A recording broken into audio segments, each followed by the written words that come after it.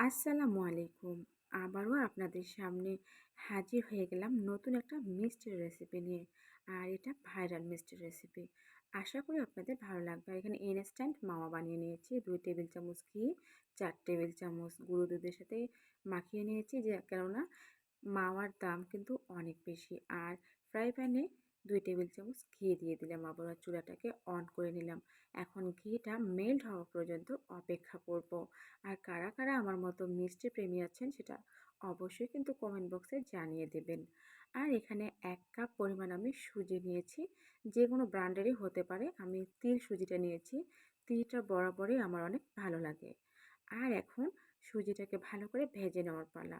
প্রথমে কিন্তু একটু দলা দলা থাকবে, ভয় পাওয়ার কোনো কারণ নেই।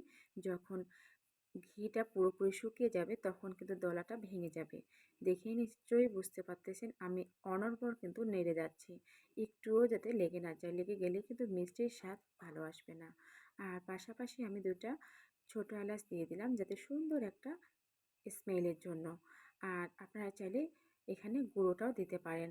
আর এখানে আমি নিয়ে নিয়েছি তরল দুধ ১ মগ, এখানে হাফ কেজি পরিমাণ। আর দুধটা আমার ভালো করে ঘন করে জাল করা ছিল। এখন আমি ভালো করে দুধটাকে শুকিয়ে নিচ্ছি। পাশাপাশি যে জিনিসটা অ্যাড করব সেটা হচ্ছে চিনি। আর চিনি তো লাগবেই যেহেতু মিষ্টি। আর মিষ্টির পরিমাণটা অবশ্যই বুঝে অ্যাড করবেন। যেহেতু আমি এখানে ১ কাপ পরিমাণ নিয়েছি সুজি, সেই ক্ষেত্রে এখানে ১ কাপ পরিমাণ কিন্তু চিনি লাগবে। এটা আমি কিন্তু মেপে দিচ্ছি না, আমার হাতের আন্দাজে আমি দিয়ে দিচ্ছি। তো এখন চিনিটা মেল্ট হওয়া পর্যন্ত অপেক্ষা করব। আর অনবরত কিন্তু নাড়তে থাকবো। এই কাজটাতে কিন্তু কোনোভাবে অবহেলা করা যাবে না। আর এই তো দেখুন আমি কত সুন্দর করে নাড়তেছি। স্প্যাচুলা হলে অনেক ভালো হয়, কিন্তু আমার স্প্যাচুলাটা ভেঙে গিয়েছে। কি আর করার, খুন্তির সাহায্যে করে নিচ্ছি। তো এভাবে কিন্তু অনর্গল নাড়তে হবে একবারে শুকনো হওয়া পর্যন্ত। আর এই মিষ্টিটা যেই একবার খাবে সেই কিন্তু অনেক অনেক প্রশংসা করবে আপনাকে, যে এত সুন্দর মিষ্টি বানিয়েছেন তাই বলে। আর অবশ্যই কিন্তু হাতটা একটু কষ্ট হবে, কেন যেহেতু অনবরত নাড়তেই হচ্ছে। আর আমি সবসময় যে কাজটা করি, মিষ্টি জিনিসটা রাতের বেলা বানাই। দিনের বেলা বানাতে গেলে হয় কি, রান্নার চাপে এই মিষ্টিটা তখন আর ভালো হবে না।